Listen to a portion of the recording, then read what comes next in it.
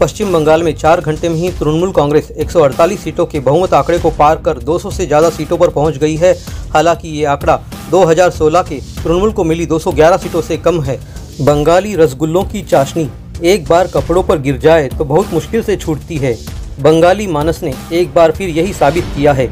रुझानों से साफ हो गया है कि ममता बनर्जी की तृणमूल कांग्रेस ने बंगाल में आखिर खेला कर ही दिया। बंगाल चुनाव में भाजपा ममता सरकार पर मुस्लिम तुष्टीकरण, घुसपैठ को बढ़ावा देने जैसे आरोप लगा रही थी। इनके जरिए भाजपा ध्रुवीकरण की कोशिश में थी। काफ़ी हद तक बीजेपी इसमें सफल भी दिखी, लेकिन इसके मुकाबले ममता बंगाली गौरव और संस्कृति की बात बार बार कर रही थी। उनकी चुनावी रणनीति यही थी कि वे बंगाल के लोगों को समझा रही थी कि अगर वे चुनाव हारी तो बंगाल के बाहर के लोग राज्य को चलाएंगे।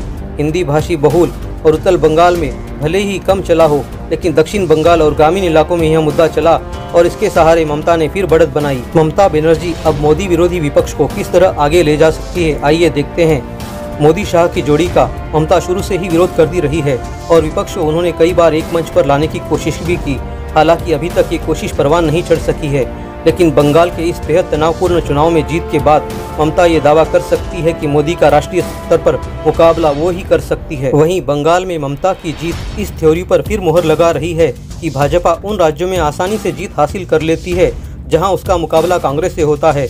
हालांकि यूपी इसका अपवाद रहा है। बंगाल के चुनाव में प्रधानमंत्री मोदी, गृहमंत्री अमित शाह ने खुद पूरी ताकत लगा दी, लेकिन ममता अपना किला बचाने में सफल हो गई। इसके बाद ये मांग भी जोर पकड़ सकती है कि राष्ट्रीय स्तर पर भाजपा के विरोध का नेतृत्व करने के लिए पूरे विपक्ष को साथ आना चाहिए, लेकिन उसकी लीडरशिप स्थानीय स्तर पर हो। इसका मतलब ये होगा कि कांग्रेस कई और राज्यों में सेकंड पार्टनर बन जाएगी। बंगाल चुनाव इस मायने में भी महत्वपूर्ण है कि यहाँ एक तरफ भाजपा की विशाल साधन संपन्न चुनावी मशीनरी थी, तो वहीं दूसरी तरफ अकेली ममता, जिनके पास स्ट्रीट फाइटर वाली छवि थी। भाजपा के पास पूरे देश के नेताओं का जमावड़ा था, लेकिन तृणमूल सिर्फ ममता की लोकप्रियता के सहारे थी।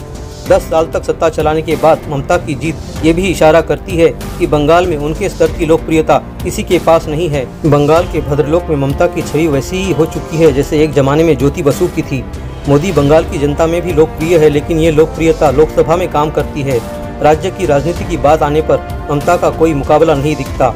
वहीं जानकारों की मानी जाए तो भाजपा ने अभी से 2024 के आम चुनावों की तैयारियां शुरू कर दी है।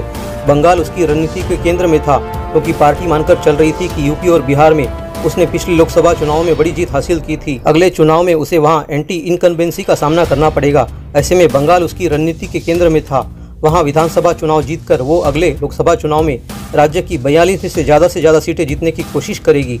लेकिन बंगाल की हार के बाद अब ये मुश्किल होगा, क्योंकि टीएमसी की इस जीत के बाद बंगाल में अब और आक्रामक तरीके से अपना आधार बढ़ाएगी। खेला होबे कहकर आखिर पश्चिम बंगाल में ममता बनर्जी ने खेला कर ही दिखाया। वहीं कोरोना त्रासदी के बीच जब देश भर में मोदी सरकार की जमकर आलोचना हो रही है, यहाँ तक कि भाजपा समर्थक भी सरकार और पार्टी नेतृत्व से नाराज है। इन सब के बीच पश्चिम बंगाल में हार भाजपा के लिए करारा झटका माना जा रहा है।